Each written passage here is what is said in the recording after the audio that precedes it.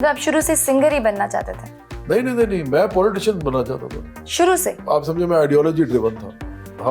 میں لیفٹ کا آدمی ہوں, میں بائیں بازو کی ایک بڑی پارٹی بنانا چاہتا ہوں پاکستان میں, جو کہ ان آئیڈیا سے بنے کہ انسانیت, ہیومنزم مطلب, اور ساتھ پھر اس کے اندر ریشنل تھنکنگ ہو, کریٹیکل تھنکنگ ہو, لوگ اپنے جو ٹریڈیشنز ہیں ان کو دوبارہ ری انالائز کریں, ری تھنک کریں, اور تیسرا یہ کہ سائنس اور ٹیکنالوجی جو ہے اس کو پروموٹ کیا جائے اس ملک کے اندر.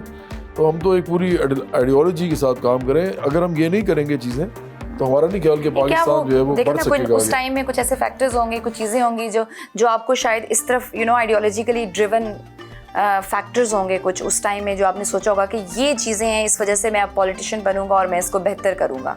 شروع سے میں دیکھتا تھا کہ پاکستان کے اندر غربت بہت ہے, پاکستان کے اندر ہیومن رائٹس نہیں ہیں, اور پاکستان کے اندر بہت مارجنلائز طبقے بھی ہیں, پاکستان کے اندر مائنورٹیز بھی ہیں, جو پھر عورتوں کی حالت جو ہے وہ بہت بری ہے.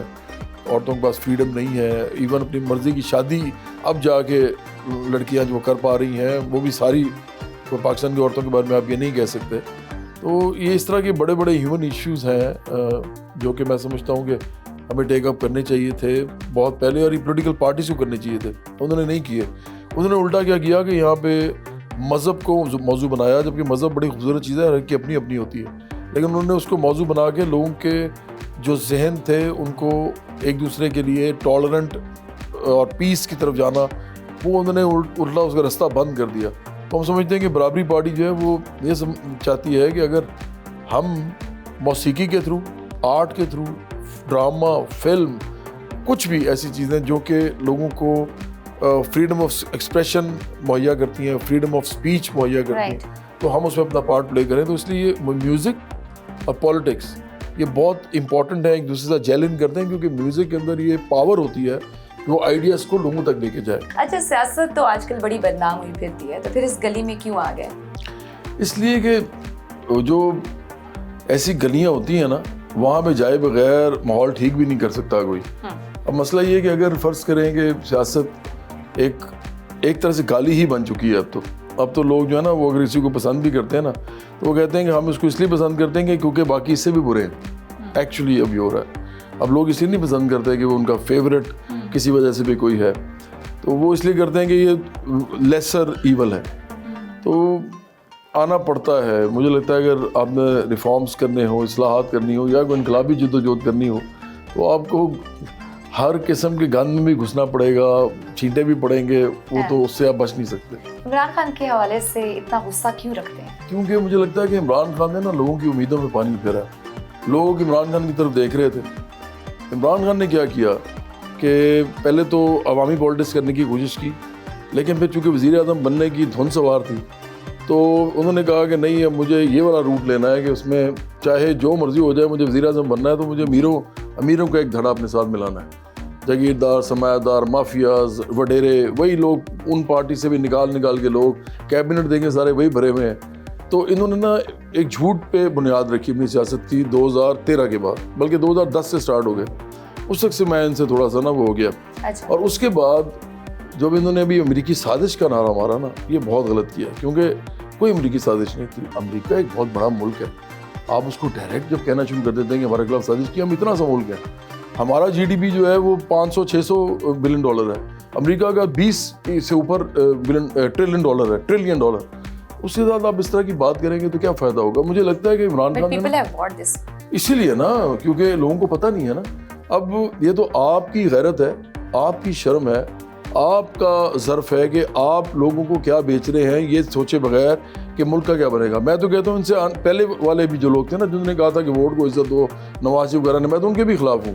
یہ سب امیروں کے دھڑے ہیں سارے, اور یہ جو ابھی بھی پیچھے لگایا ہوا ہے, یہ آپ ذہن میں رکھیں کہ ان کی جو اصل کریڈیبلٹی ہے وہ ختم ہو چکی ہوئی تھی. لوگ ان کو برا بھلا کہہ رہے تھے.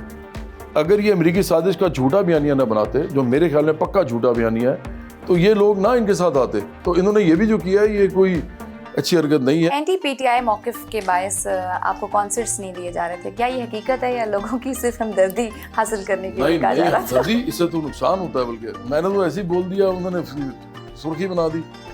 بات ٹھیک ہے, مڈل کلاس کے اندر بہت بڑی پینٹیشن ہے عمران خان کی. سارے نہیں ہیں آف کورس عمران خان کے ساتھ, وہ تو الیکشن بتائے گا کہ ہم بھی الیکشن میں جائیں گے, اور لوگ بھی جائیں گے. لیکن ایک اور یہ بھی ہے کہ عمران خان کو ابھی بھی جب ہر جگہ کھڑے ہوئے ہیں تو ووٹ ان کے خلاف پھر بھی پڑا ہے. اس میں سارے نہیں ان کو ووٹ دے رہے. لیکن ہوتا کیا ہے کہ میں کانٹروورشل ہو گیا ہوں.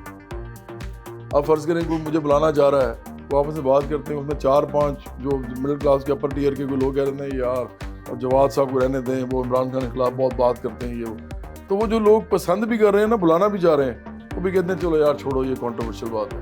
اس لیے میرا زیادہ یہ افیکٹ ہوا ہے. ٹھیک ہے. عمران خان کی پارٹی کو بھی شروع میں رکشا پارٹی کہا جاتا تھا. برابری پارٹی کو لوگوں نے رکشے کے پیچھے لگے فلیکسز کے تھرو جانا ہے. تو رکشا کو تشہیر کے لیے کیوں ترجیح دی گئی؟ اس لیے کہ ہمارے پاس اتنے پیسے نہیں تھے. ہمارے پاس سرمایہ جگیردار نہ آ سکتے ہیں, نہ ہماری پارٹی بھی لیڈر بن سکتے ہیں. ہاں وہ اگر ہمیں پیسہ دینا چاہیں بیٹھ کے تو ہم جتنا مرضی دے دیں, لیکن وہ ہماری پارٹی میں لیڈر نہیں بن سکتے. اب مسئلہ یہ ہے کیونکہ یہ پارٹی نا کلاس بیسڈ ہے, طبقاتی بنیادوں پر بن رہی ہے, یہ عام لوگوں کی پارٹی ہے. تو اب فرض کریں کہ کوئی پیسے اتنے بڑے زیادہ نہیں ہمیں مل رہے کہیں سے, ہم تو خود اپنے پیسوں سے چلا رہے ہیں. جتنے مڈل کلاس لوگ آتے جائیں گے اتنے ہی پیسے زیادہ ہوتے جائیں گے, پول بڑا ہوتا جائے گا.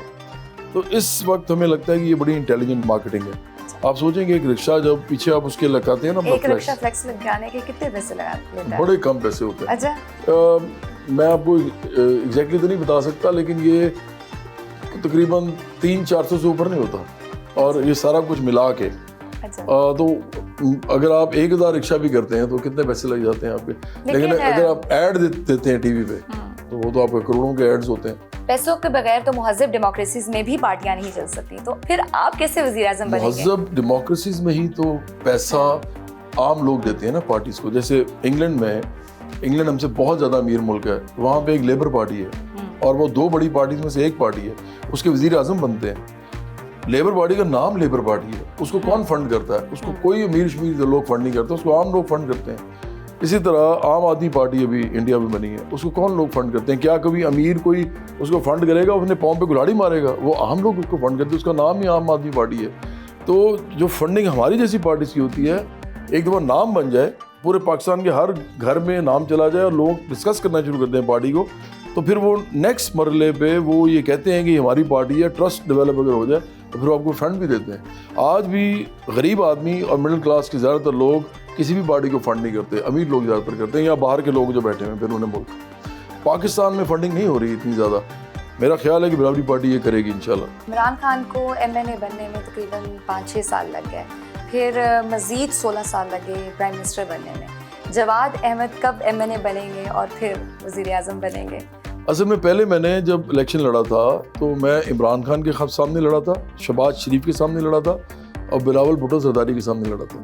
میں تینوں امیر سرمایہ دار جگیردار پارٹیز کے لیڈرز کے سامنے لڑا تھا, اور میں جیتنے کے لیے نہیں لڑا تھا. کوئی یا تم دیکھیں نا, یا کوئی ایسا آدمی لڑتا ہے ایسے جو پاگل ہوتا ہے, وہ ان لوگوں سے لڑ کے تو نہیں جیت سکتا. پہلی نئی پارٹی ہو, جتنا مرضی وہ مشہور ہو, اور یا وہ انقلابی ہوتا ہے. صرف 2 لوگ لڑ سکتے ہیں.